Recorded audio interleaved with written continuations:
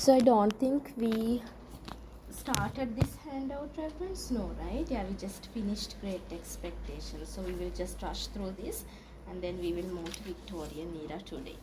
Right, okay. So as in we have already started Victorian era technically because we have started Great Expectations, but we will do kind of an introduction on Victorian era and then we will discuss one Victorian poem. Right, okay. So, first of all, there's this little biography of Charles Dickens, specifically because his biography is connected to his work as well. That's why this is included here. So, he was born to a Navy clerk, right? So, that means what is the class that he belongs to? Yeah, very modest. It's like, not very, I would say, lower, but anyway belonging to the lower class. Kind of like the upper lower class. Yeah, something like that. So he spent his early childhood in Kent. And it's very interesting because it is the setting for Pip's village in Great Expectations. So you can see that literally he was writing about himself in a way when he was referring to his childhood. Pip's childhood. He has been affected by his own experience. Exactly. So that's what has happened. That's why Great Expectations is so important. So his own shadow is falling on Great Expectations. At age 10, his family moved to London. So that means Dickens was able to experience both the city and the village life in his childhood. And his father was thrown into debtor's prison. So that means, that we cannot exactly identify him to be a criminal, but again, it is identified as a petty crime anyway. So you can see in a way Magwitch's life, right? Magwitch's character, has this shadow of Dickens' father in it as well. And then he left school to work in a boot blacking warehouse to support his family. You can say that subjected to child labor from a very young age. And even when we were discussing about romantic period, we were talking about, can you remember how child labor was very prominent during this time? Children were used as chimney sweepers. Yeah, so here you can see boot blacking warehouse to blacken boots. And then later returned to school but left at 15. So you can see no systematic education, right? Yeah, but again you can see how prominent, how excellent his language is, right, despite having this formal education. And also when it comes to Pip, you can see that he's not receiving a very proper education when he's a child. Yeah. He permanently stopped learning at 15. Yes, there you can see. And then worked as a law clerk, court reporter, and political journalist. Again, you can see that related to all these legal and political arenas, right? Yeah. And then became a full-time writer. And also Dickens is one of those few writers, their books are claimed during their own lifetime. That doesn't happen to most of the writers. They become popularized when they are gone, right? They are unable to see the success, but he could. So not only in England, because England is his birthplace, and also in the US, outside the country, also his books gained wild success. And then his famous works include Great Expectations, Bleak House, Oliver Twist, and also in Oliver Twist you can see this idea of, child labor and also a very sad, depressed childhood, which is similar to his own. You can see that in his books. And also I have not mentioned all the books here, but The Tale of Two Cities, Hard Times, those are all kind of amazing books. When you are free, you may read even, I would say, abridged versions. Those are like beautiful books. Yes, and also he kept writing until his death in 1870. So someone who wrote up to his death. Yeah, he never stopped writing. And then so industrial revolution, which emerged in late 18th and early 19th century led to the emergence of capitalist economy. And these background information are very important because you can see all these references in his books, specifically in Great Expectations as well. So because of industrial revolution, new social, cultural and financial opportunities were opened for those in the lower class, right? And also this idea of middle class was not very prominent back then, but then the middle class emerged after the industrial revolution because of these new opportunities.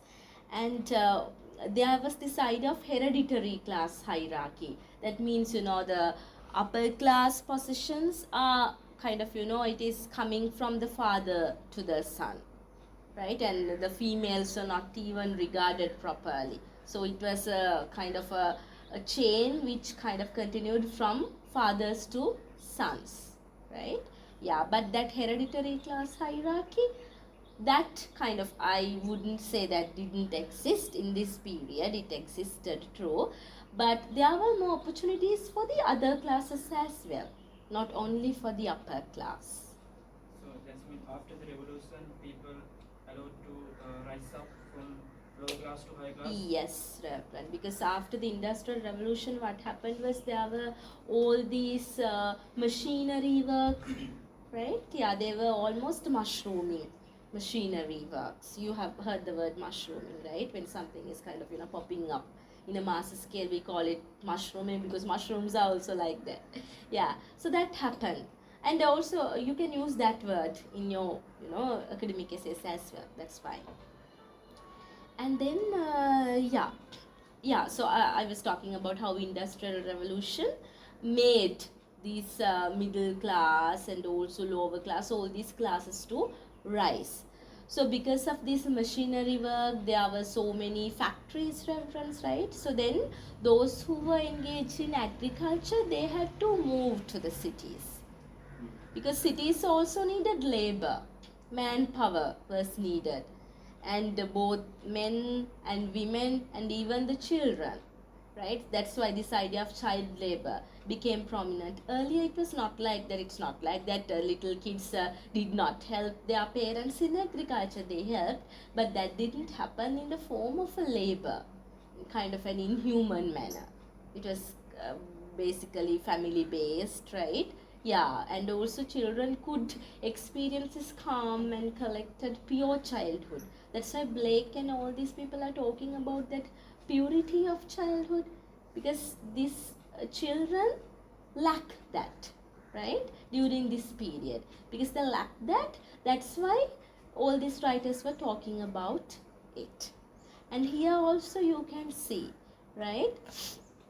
So people from lower classes to improve their status through wealth and education. So what happened was all these villagers were moving to the cities, and when it comes to the younger generation, they could receive education. And when it comes to Great Expectations, you can see that Pippi is only taught by Biddy's grandparent, right? And also that is not a very proper education. But you can see that the times are changing after that. Yeah.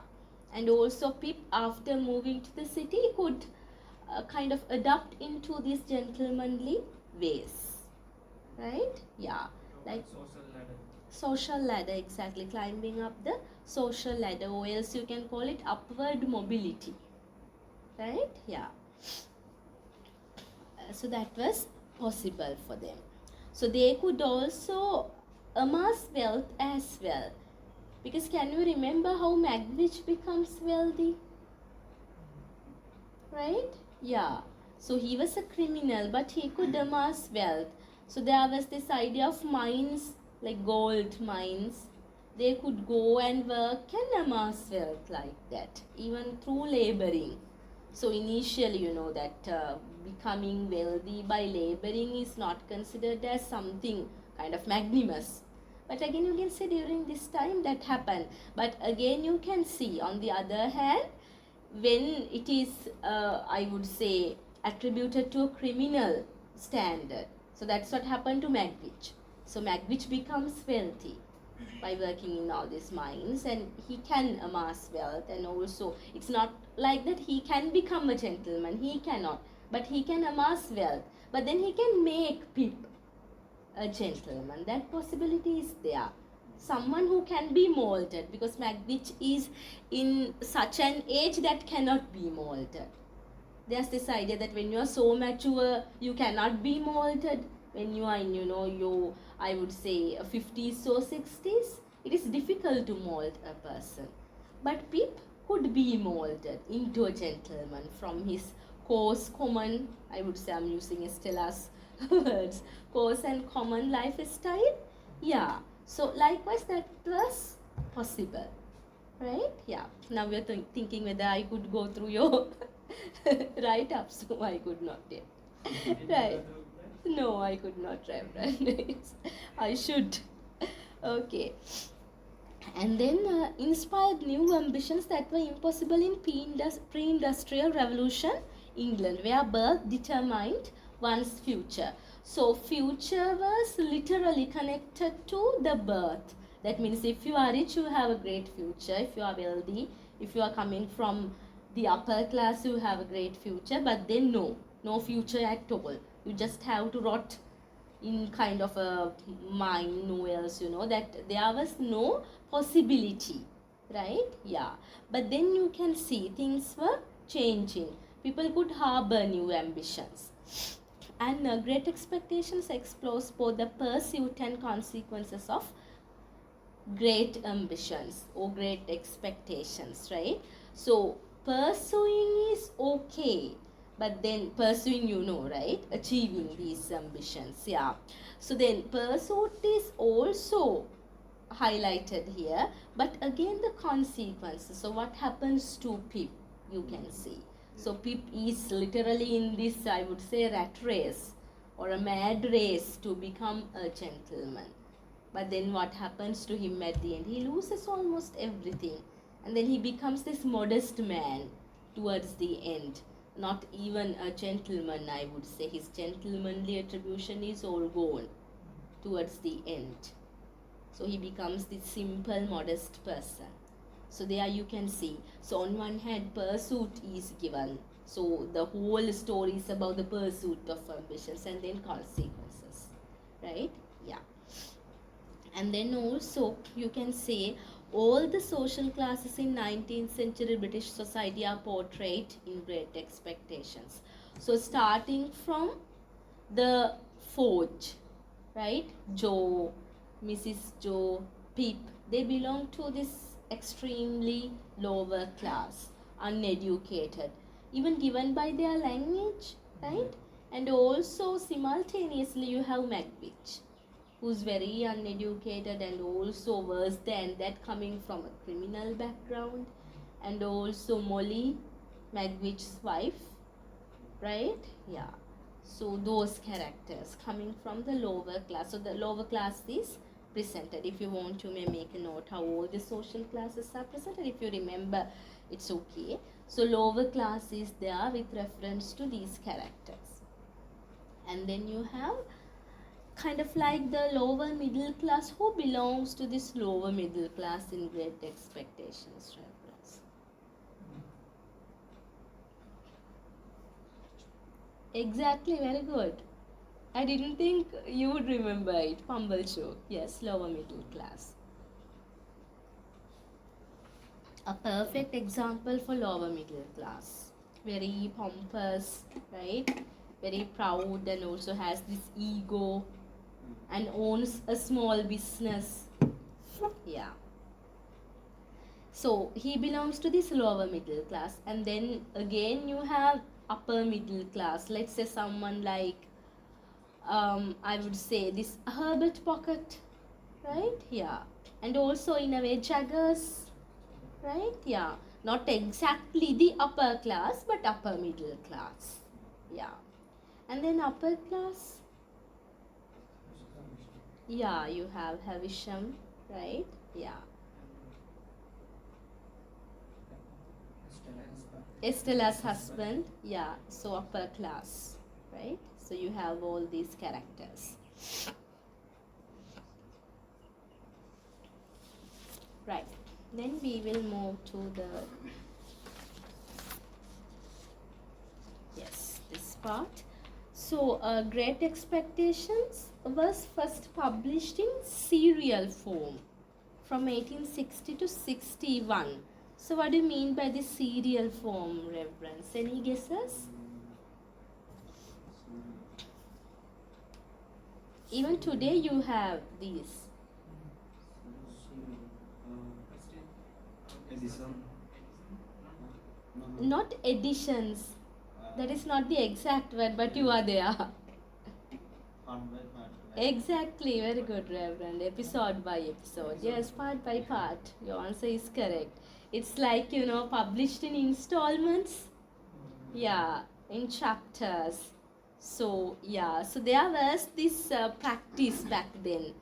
Many stories were published in magazines, journals, like this. So, what a time to be alive, right? When Great Expectations was published in chapters. I wonder how the readership felt. I'm really happy that if I was born in that era, I wish I was, right?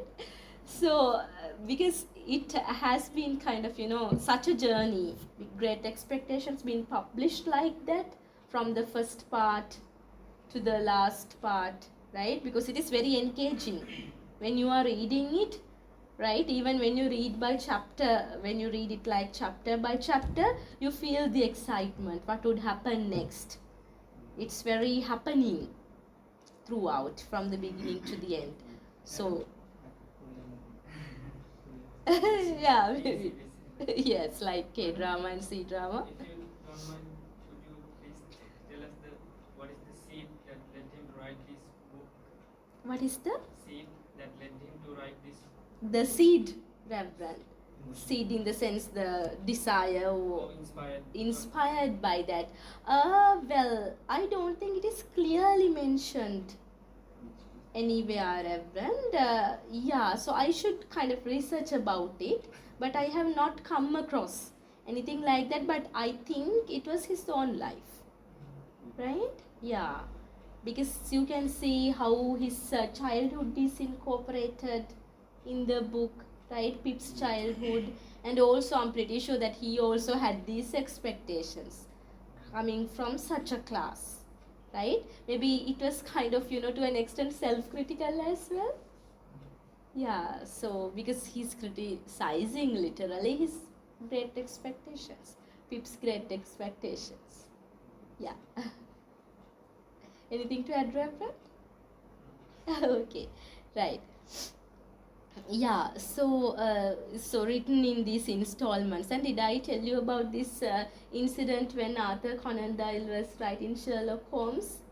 So he was, you know about Sherlock Holmes, right? Yeah, this detective series. So he was writing these stories, and at a point he was fed up, literally, of writing, and then he decided to kill Sherlock Holmes. So he killed his character, and then he received tons of letters. And one lady was threatening Arthur Conan Doyle that she would come and kill him if he kills, Sherlock Holmes. So then he had to write another story where Sherlock Holmes is not killed and he comes back to life.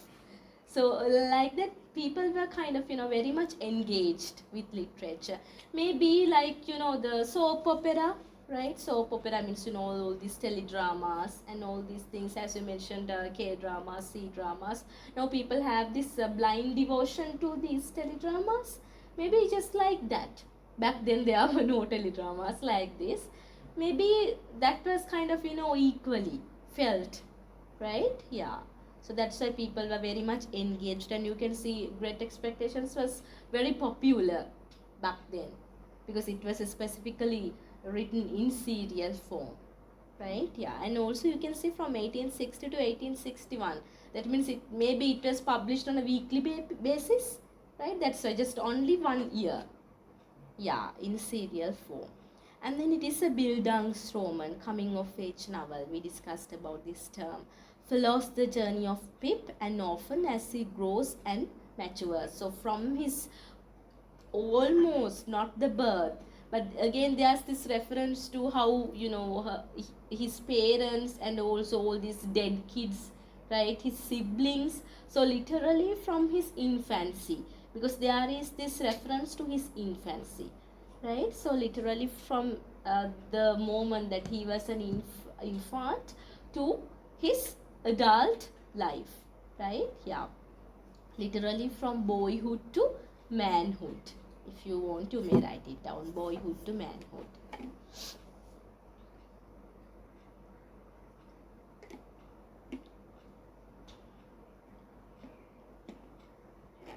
And also reference other past papers available in the library. Yeah, because No, not for your batch. I'm referring to the other batches. I'm searching for some preliminary past papers. Those are available, right, in the library. Okay, right. I'll just go talk to them. Right, and then also there are all these major themes like social class, ambition, morality, and personal growth. Right? Yeah. Are you excited about being the first batch without past papers? Okay, we will discuss a model question maybe. Yeah, how to answer a model question just like that we did last semester via Zoom. Most probably now it's it's 10, so we are continuing until 11:30. So most probably we will be able to finish this note today. Obviously, Great Expectations and the Victorian one as well. And then we have only one left. This drama. We will do the drama next day, Friday. And if possible, you would be able to do for 3 hours, right? One next hour. Yeah. You won't mind, right? Okay, then we can discuss model question as well, right? And also I can give you my comment on the the precious assessments. Okay, right. Okay, so then main characters we will just go through. So Pip, again Pip's name Philip Pirip. Again you can see it kind of a very unusual name, right? Philip Pirip, and almost difficult to pronounce, and that's why again it becomes Pip, right? Yeah, because Pip is shortened for both the names Philip and Pirip, and there again you can see that Philip is his kind of his name, and then Pirip is his last name. Again you can see Pip is symbolic not only for his own character but also for his generation as well. So he's representing his whole generation, right? Yeah. As in his grandfathers, fathers, and all the all people. And then he's the protagonist or the main character, and often raised by his strict sister and her kind husband. Again you can see they are like polar opposites. Strict sister, kind husband, polar opposites, and I would say kind of, yeah, let me write it here, polar opposites, total opposites from each other, and also changed gender roles, not like gender bender, but gender roles are almost inverted.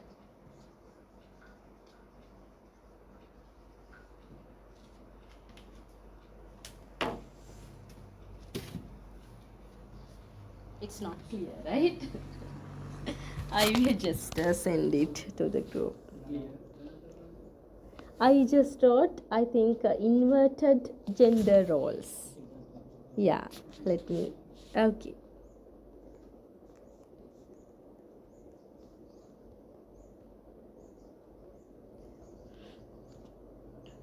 Inverted, right?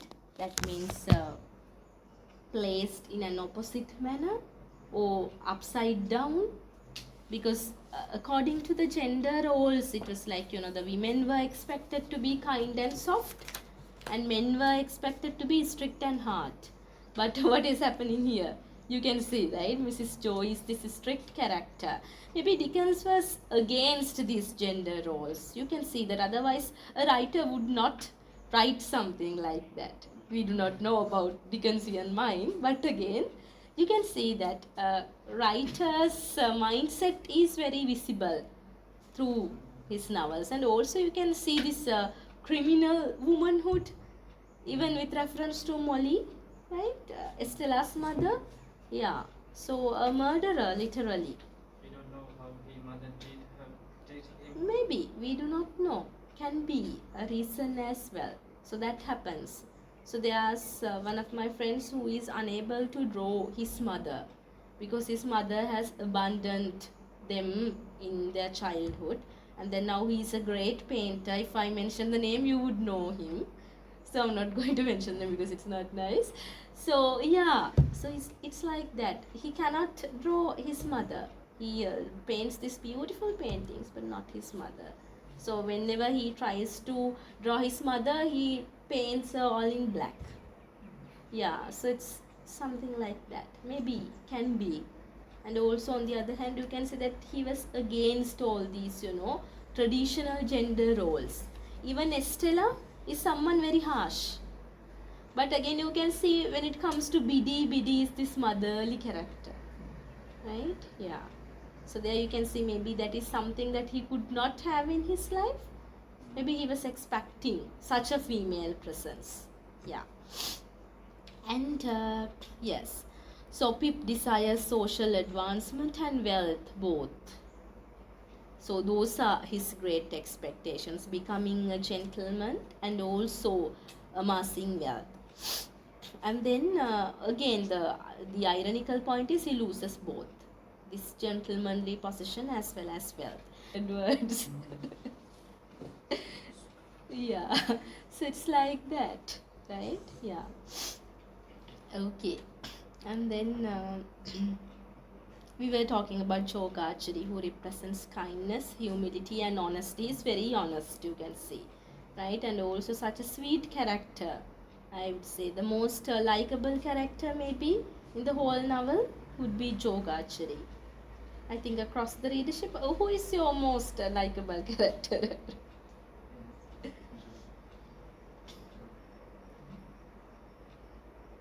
I mean, personally, I like Biddy as well, Joe Biddy, and even Herbert Pocket, a likable character, modest character. Joe. You like Estella? Okay. Not Miss Havisham. Okay, right. And then we have Miss Havisham, a wealthy and also eccentric woman. What is the meaning of eccentric, reference? Yeah, it's like, no, that's okay, right? It's like, like quirky, unusual, very unusual, right? Yeah. I would say weird.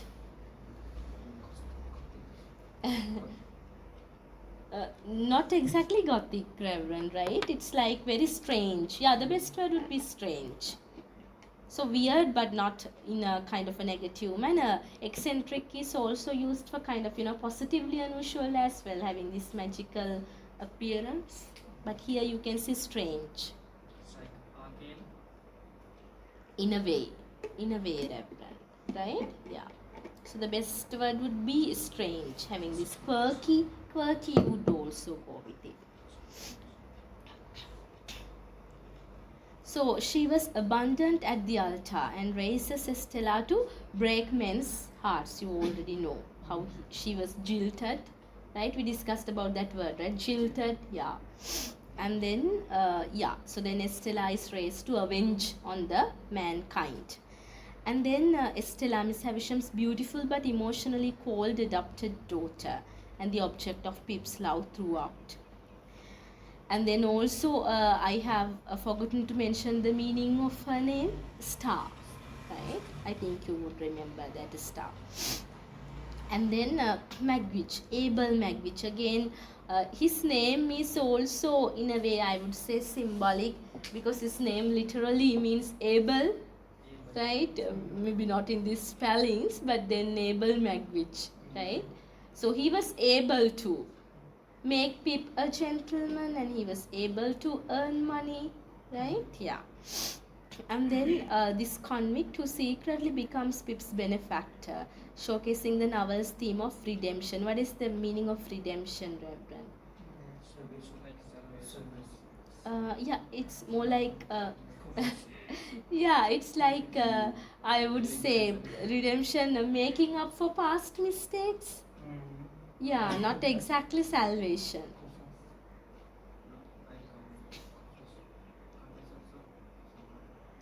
Compensation.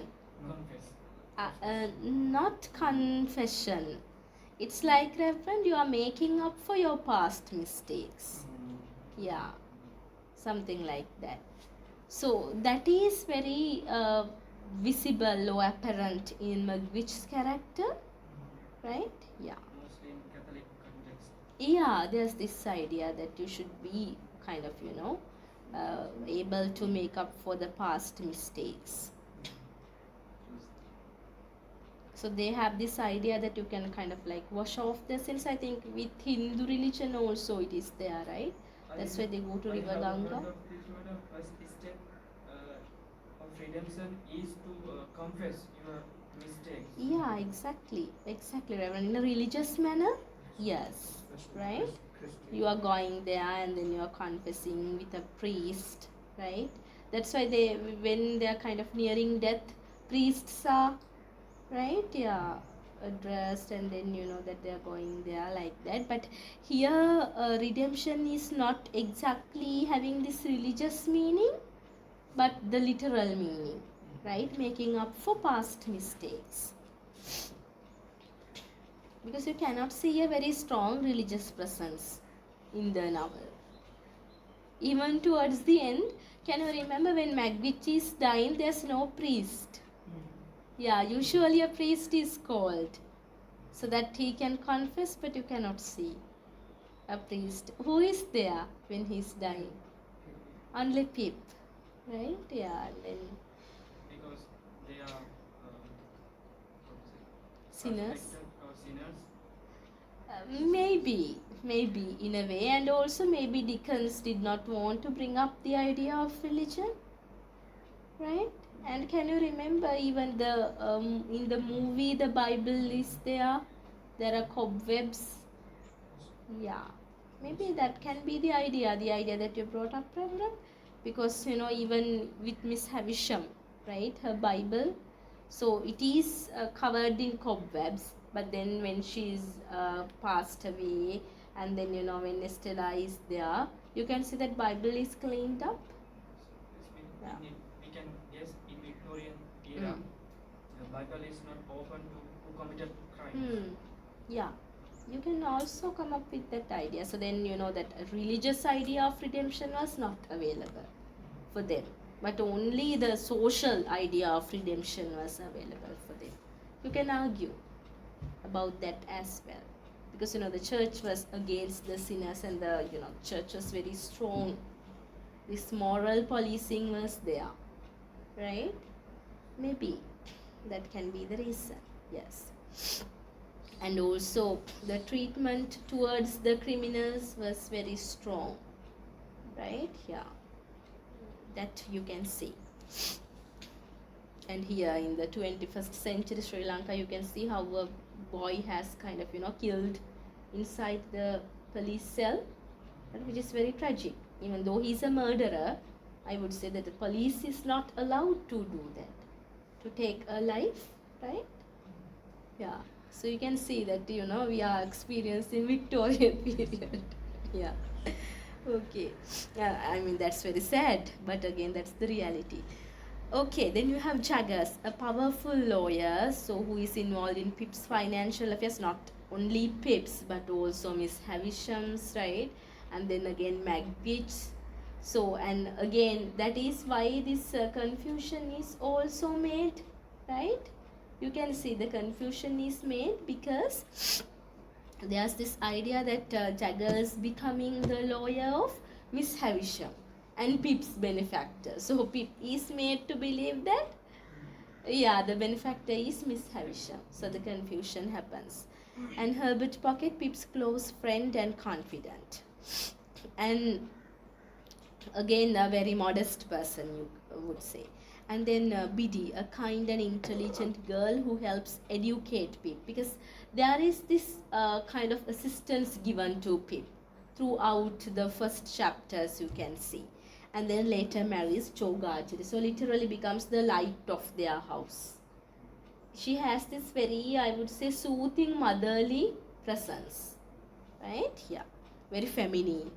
And then Oleg, a laborer who harbors resentment towards Pip and Joe, and then later takes it out from Mrs. Joe, right? Because you can see how he literally, I would say, hits Mrs. Joe in the back of her head.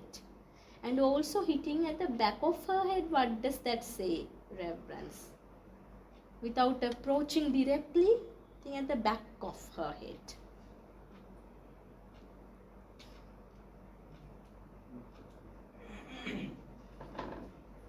Maybe he was afraid to kind of, confront Mrs. Joe directly. She was that strong, right? Just hitting the back of her head, right? Yeah. Symbolize her power. Her power, exactly, right? And also when she wants to kind of, identify, she wants the others to identify the murderer, or else I would say the criminal. And what she does is she draws this hammer so that the others are able to identify him. So likewise, when you read Great Expectations, you can see there are all these, horrific elements. It's almost like a crime thriller. Yeah. Okay. And then there's Compassion, a gentleman criminal. Again, someone else who belongs to the upper class, you can see, right? A gentleman criminal, a criminal, but who is a gentleman. And Magwitch's former partner who betrayed him, and also Compassion's character. Can you remember this young man, Reverend, who's going to take out Pip's liver and eat it, liver and heart, and eat it in the first chapter? Yeah, that person. So there you can see how they are receiving two different treatments, because Magwitch is from the lower class and Compassion is from the upper class. So the difference you can see, right? And then we will move to the themes. So you have class and mobility, and I would say upward mobility as the main theme, right? Yeah. So for this idea of class, you can see the impact of Industrial Revolution.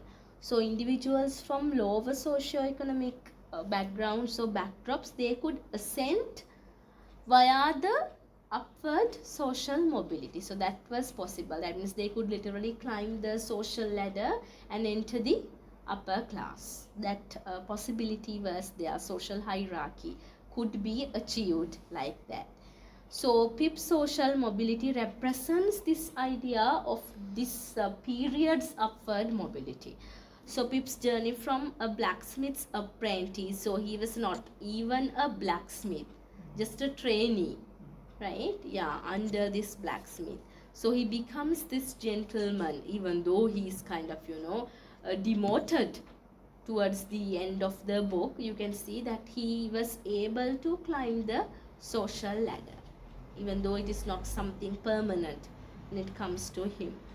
And again, there's this idea that when you kind of, climb the social ladder like that, it can be temporary, right? It may not be something permanent, that you would lose it at any moment. Very unpredictable, Or right? someone else's life could change through opportunity. Exactly, Reverend. So these opportunities were there at that time. So just like education, right? Yeah. So any poor person, maybe that's why kind of free education is very important as well, right? Anyone can kind of, reach greater heights via education, if they are willing to, of course, right? Yeah.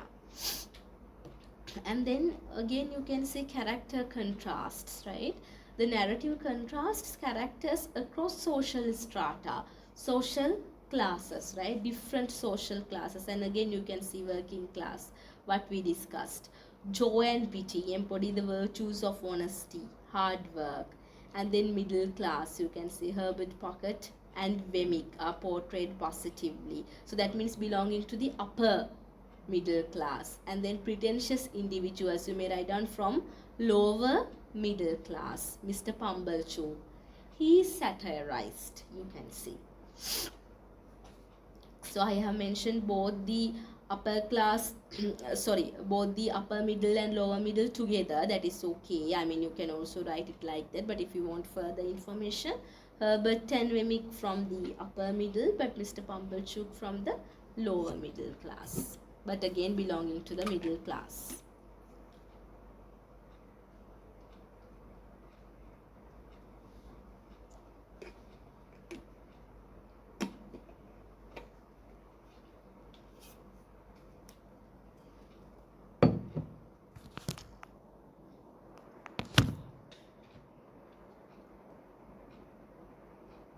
And then you have the upper class characters, Miss Havisham and Bentley Drummond, right?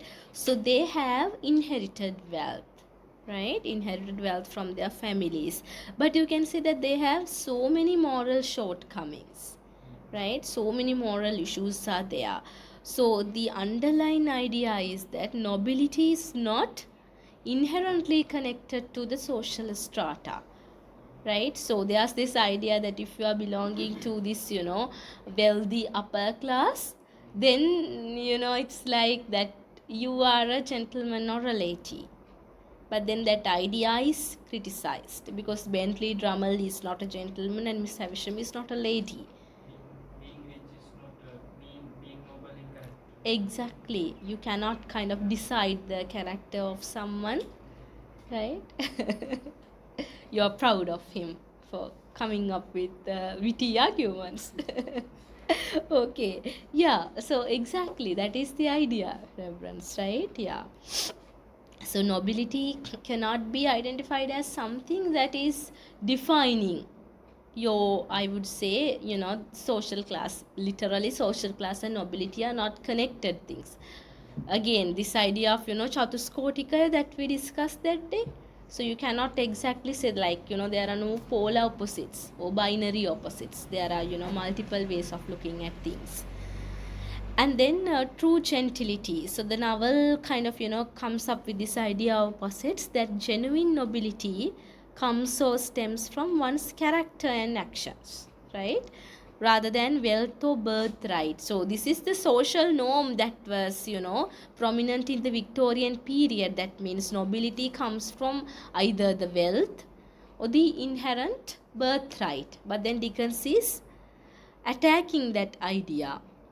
So, social status are not equated with moral superiority, right? Morality and social class are two different things. So that's the main theme of the novel.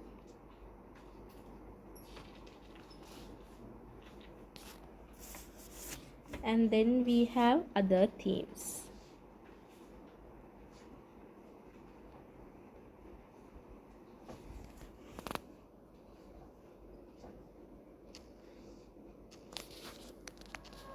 So one would be ambition and self-improvement, again in a way connected to social class, so upward mobility as well. But then again you can see how it is related to the individual growth as well, right, in terms of a Bildungsroman. So Pip's journey highlights both the dangers and benefits of personal or individual ambition. So there can be benefits, but when it comes to Pip's character, we see more dangers, right? So he loses his kind of, humility, his humble nature. So Pip is this very good natured kid. When he was kid, can you remember, he feels guilty about stealing, all these, food and victuals. Self-doubt. Yeah, and again, yes, this self-doubt is also there. But then you can see how Pip becomes, I would say, in kind of at a time, he becomes overconfident as well, right? That's why he kind of, ends in debt. Yeah, in the middle of the novel, even before he becomes a gentleman, even before coming coming of age, that means even before reaching the age of 21st, right? He is in debt. You can see how all these things affect his character. And then again, justice and injustice. So explores the legal system, specifically with reference to Chagas. So there's this idea how Chagas was kind of, he was defending a murderer. Can you remember? Even Molly, right? Yeah, Molly is someone who should be in prison, right? And she's working at Chagas' house. So likewise, the absurdity of legal system. Yeah. And then punishment, the idea of punishment. Who is punished and who is not punished, right? So Miss Havisham's, I would not say husband, but her lover, Miss Havisham's lover, right? Yeah. And the moral complexity of crime. So this idea of crime is there. It is very prominent in the novel with reference to Molly, with reference to Magwitch, and also with reference to Olik as well, the one who tries to murder Mrs. Joe, right? It's kind of, it's true that she doesn't get murdered on the spot, but then she becomes invalid for a very long time. Yes. And then love and rejection, unrequited love. You know what is meant by unrequited love, reverence, right? Yeah. Unanswered love and unreciprocated love. Yeah, unreciprocated love. And then emotional suffering, right? So they shape Pip's character development. You can see that he is kind of, always in pursuit of Estella, no matter whether it happens at the end or not. So what do you exactly think, Reverend? Were they kind of united as a couple, or was that just a friendship towards the end?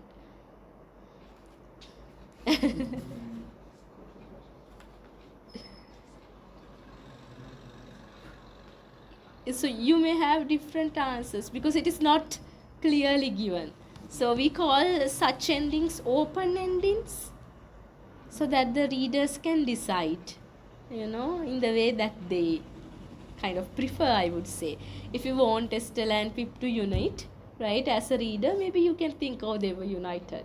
But if you do not want that to happen, you can think, or you can imagine, no, that did not happen. They just, united as friends. By the look of the end of the movie, they were united as a couple. Yeah, the movie. So movies can be again misleading, right? Yeah. Again, yeah, so that's your idea, Reverend, right? Likewise, and also another person can say, no, they were not united, that was just a friendship. Because can you remember, Estella was constantly talking about parting as friends. Maybe she doesn't want to kind of, engage in a romantic relationship because she's fed up, of her own relationship, maybe. A very toxic relationship. So that happens maybe. When someone is in a toxic relationship, then it becomes very hard to, I would say, change the mindset. Even if you meet I would say, if a person is kind of, jilted and has a very kind of, toxic mindset about a relationship, after that, even that person meets the best partner in the world, that would be difficult for them to kind of, compensate the mindset. So something like that may happen to Estella, because Pippi is not a bad person, right? But again, with her kind of, history, can be difficult for her. So that's why that open ending is there. So I don't know whether you have watched this movie called, I cannot remember, it's called Plan B or something, a Telugu movie as far as I remember, detective story. So yeah, so then at the end of the movie there's this open ending, so it is not decided. So the kind of, the characters are asking the audience literally, you can decide the ending whatever the way that you want, something like that, open ending. So Great Expectations in a way has this open ending, right? Yeah. Okay. And anyway, that both of them have lost so much. That's there.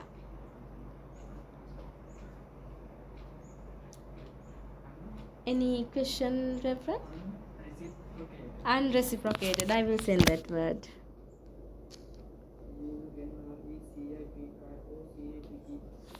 Yeah, so let me type it. Unreciprocated.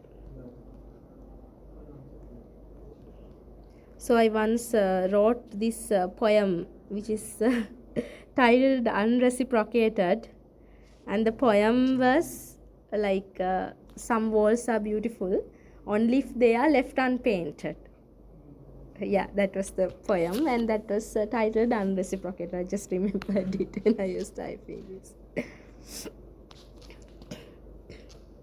And also unreciprocatedness is, it's not only about love, right? Yeah, can be about several things unreciprocated, right? Yeah, maybe some experiences. Yeah. Lack of response to something as I never meaning. Yeah, it's like, you know, that when something is unanswered or you are not receiving a response, it's just like one-sided. When you give her Yeah, exactly. So it's like, you know, only one-sided. Yeah, unrequited or unreciprocated.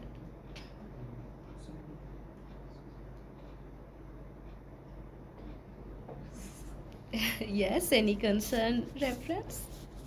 No. providing examples. Yes, providing examples. Okay, right. Um, where were we? Yes.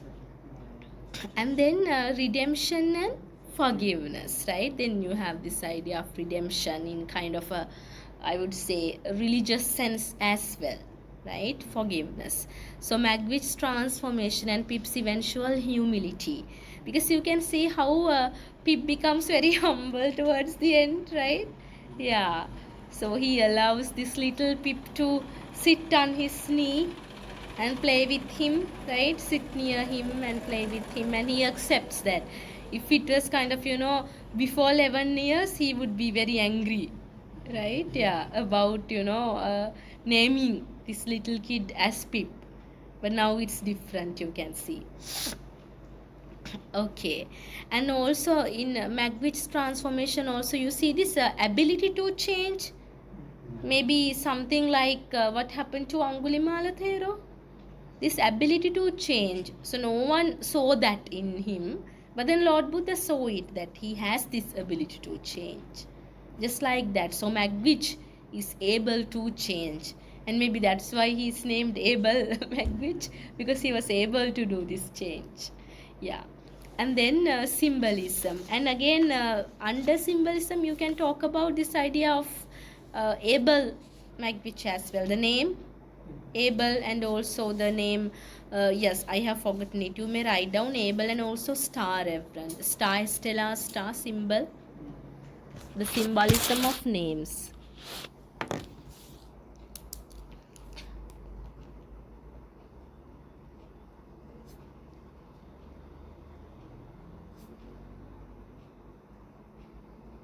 Estella and Abel.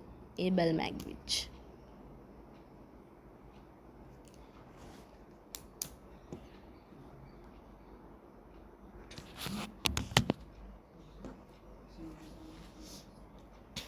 And also, in a way, the name Joe has this idea, kind of hidden sense, joy in it. Right? Yeah. That makes me think of first year batch. So all their names are like, you know, we have Reverend Joy, right? We have Reverend Purna Jyoti, Reverend Supriti. So all the names represent happiness. Yeah.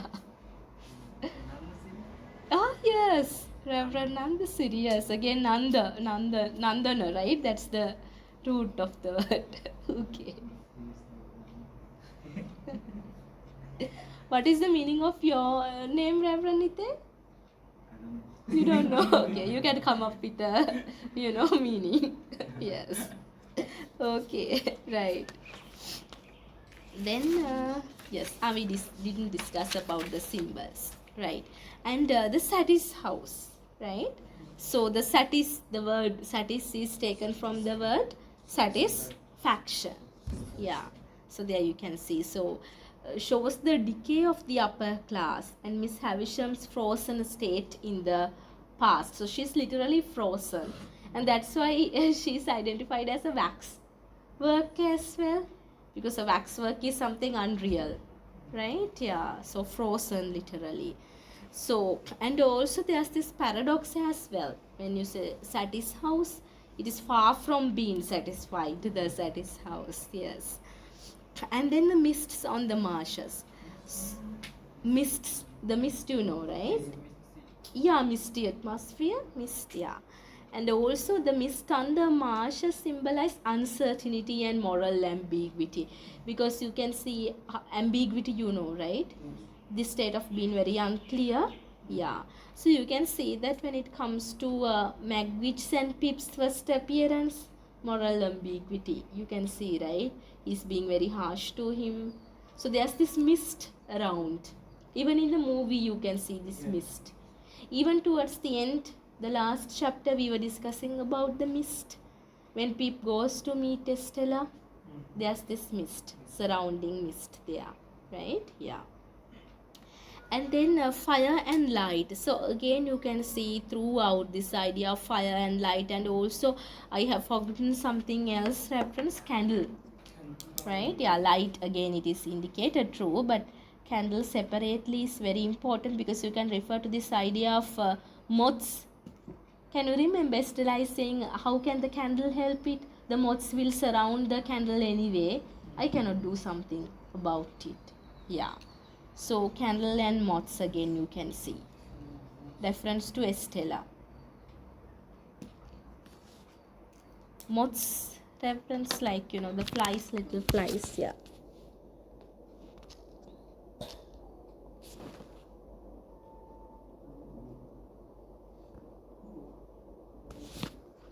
MOTHS, moths.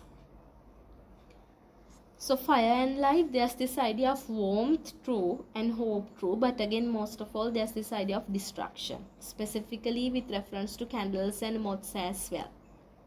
The kind of, you know, the ability or the kind of, you know, potential to destroy, that is there, hidden in the fire and also the light. Right. Then we will move to the literary devices. Yeah, so you have foreshadowing throughout, and you can see Pip's early encounter with Magwitch, such a beautiful moment of foreshadowing, because we do not know that he would kind of appear, right, again in the novel. He reappears literally, right? Yeah. So it becomes very central to the plot, this idea of foreshadowing.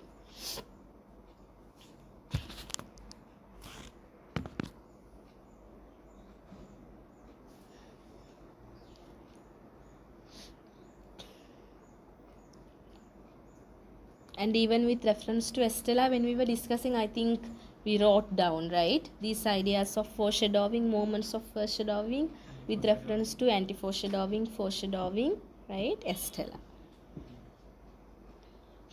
How Estella kind of, you know, talks to Pip as coarse and common, and how, you know, it kind of changes towards the end. The only person who kind of, you know, whom can Estella turn into would become Pip towards the end. Yeah. And then there's irony. So the novel is filled with situational irony. That means, you know, irony according to situations, right? And also dramatic irony. What do you mean by dramatic irony reference? Something specific, dramatic irony. Any guesses? So situational irony, you know, those are the kind of instances that we wrote down when we were discussing the novel, when there are moments of irony.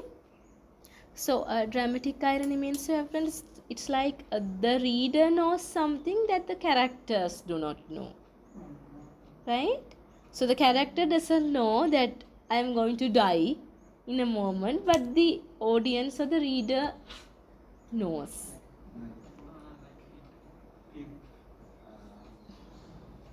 Yeah.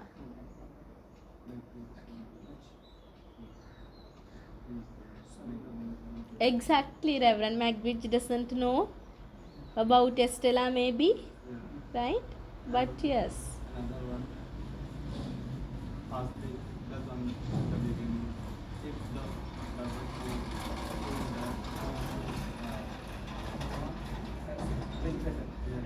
Benefactor. But again, reference, we also don't know, right? Yeah. Yeah, the readers also do not know that. but we know that It is not Miss Havisham, yeah. Miss Yeah. Havisham is Yes. A slight example of dramatic irony. Yes, I agree. Yes. So this happens mostly in the dramas. Yeah, so in not exactly Salilakis reference, right? Salilakis means, you are engaged in kind of, uh, and I would say an exclamation of one's own. You're talking to yourself, right? Yeah, in front of the audience. This is like, let's say that in Othello you can see this dramatic and have you done Othello reference? No. Good, it's kind of such a tragic and traumatic drama. I won't recommend it to anyone. Macbeth you did.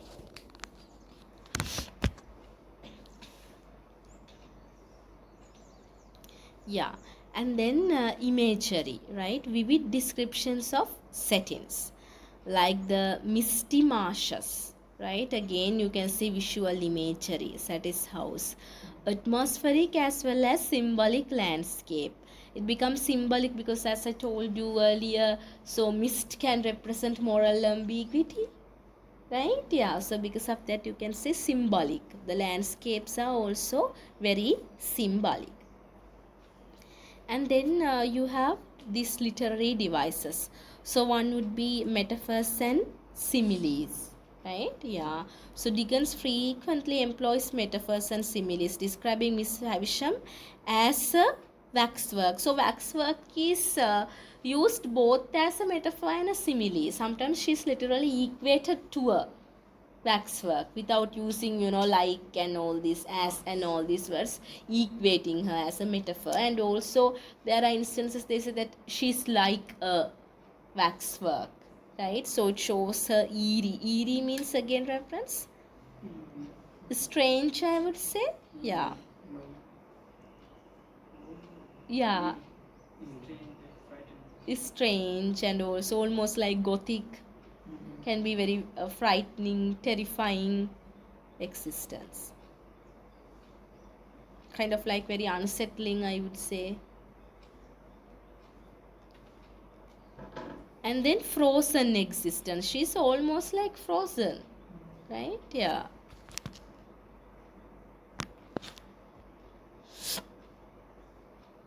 And then personification, objects and settings are given human qualities, they are humanized, like the decayed at his house reflecting Miss Havisham's state of mind. So again we can identify it as a symbol as well there. Satis house, how Satis house is personified. Can you remember there's this conversation between Estella and Pip? So they are talking about the Satis house as if it is a person, right? Yeah. And then parallelism, we discussed about parallelism that day. So there's this idea of Pip and Estella, Magwitch and Compassion. But again there are so many, like we discussed that day, right? Mrs. Joe and Miss Havisham, because of their invalid existence, they can be identified as parallels. And also Pip and Herbert, right? Pip and Wemmick again, right? Because Wemmick and Herbert are like all these humble characters, modest characters. Likewise, and also Estella and Miss Havisham, you can come up with thousands of parallelisms, right? In Great Expectations, not thousands, I'm kind of exaggerating, but several parallelisms are there. And then also satire is there, how Dickens criticizes social norms and institutions as well as legal system as well, mostly the legal system and also the class system, through exaggerated characters and situations. Even the character of Jaggers and Molly, right? All these characters and the situations, right? And then narrative style. So the novel is written in the first person from Pip, so the protagonist's perspective, right? Yeah. And also retrospective narration is there. That means Pippi is reflecting on his past when he is very matured. So the novel is set in such an instance. So Pippi is matured and then he is reflecting on his past, even from the first chapter. So he says that I was this snob, right? I was this self-deceiver. Likewise, he kind of, he's been very critical about himself. And then the novel serves as a commentary on Victorian society, right? Majorly, and also the human nature, because human nature is common to all the periods, so all the eras. There can be common follies in humans, right? Follies in the sense, common shortcomings, right? So, As I see that Dickens uses this Pip's transformation to critique Victorian era, exactly. their obsession with class, Class, to upward show mobility. destroy of relationship and happiness. Yeah. So that happened. Even Bentley Drummond's character, right? All these are like that, and also specifically, as you mentioned, Pip's transformation. One, because this is a Bildungsroman, and also you can see this exact criticism on Victorian society. And also through Pip's journey, Dickens explores the true meaning of success, because the true meaning of success is not climbing the social ladder, right? Not the Victorian expectation of becoming a gentleman, because you can see who was successful at the end. That would be either Herbert or Joe and Biddy, all these modest characters, maybe Wemmick, right? Despite living in London, in the heart of the city, you can see how he looks after his father, right? The one who nods to everything. Can you remember in the movie? This old character, old father at Wemmick's house, he nods to everything, just keeps nodding. He just laughs and nods, right? Yeah, he's deaf, yes. And then again, the idea of morality is there, as you said. So there is this criticism of, the moral dilemma of Pip. So Pip is also very critical about his morality, right? So he's sad about, that he knows that inside he doesn't want to meet Joe, and then he's sad about that. He's guilty about that, right? Yeah. On the other hand, it shows love can fuel someone's ambition. Mm. Yes, Reverend. So it's his love that, so let's say that if he does not have kind of Estella as this, I would say, the goal that he wants to achieve, maybe he would not agree with this idea that he can become a gentleman. When Jaggers come up with this idea, right? So Jaggers literally comes to him and tells him that you have this opportunity. Do you want to accept this or not? Maybe if Estella was not there, he would have been happy with his own life, right? Maybe he would not accept. Everything he did was to get her attention. Exactly. Virtue of Stella's love. Yes, from the beginning. So then it becomes like a fortune to him, this opportunity to become a gentleman, right? Yeah, so he accepts that for Estella's sake. You can argue, if there was not someone like Estella, maybe he would also kind of, accept, because he has this desire to become a gentleman. But again, on the other hand, his desire to become a gentleman arises from his love to Estella. Yes. Okay. And yes, so love, we discussed about it. True meaning of love. Again, love is not kind of, it is not the true essence that you can see between Pip and Estella. It is like an exchange. And also you cannot see that, unreciprocated love, what you can see in the novel. It's not like reciprocated. Even towards the last chapter, the love is not reciprocated. We do not see it is being reciprocated, right? Yeah, or it is being repeated. That is not happening. Yeah, okay. So any concerns, reference from this note?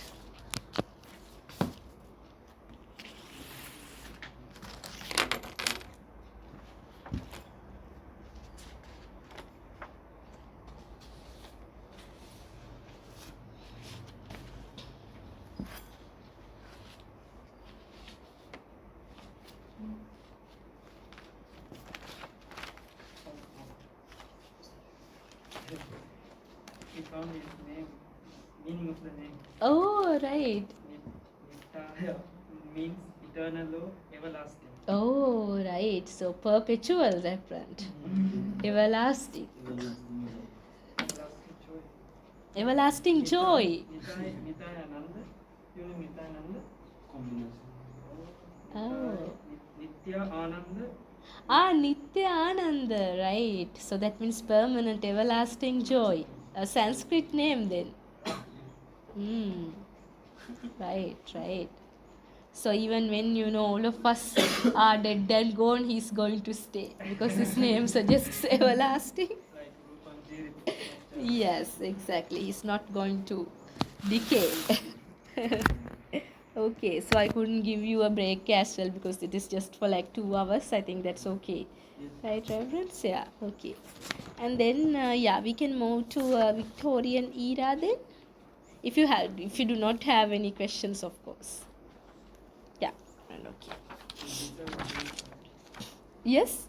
You deserve a break. No, that's fine. That's fine, Darren. I just want to finish this off because I'm worried whether we would be able to complete the syllabus. If not, we would have to seek special permission and conduct a Zoom session. Let's see. I think we would be able to. Let's see anyway.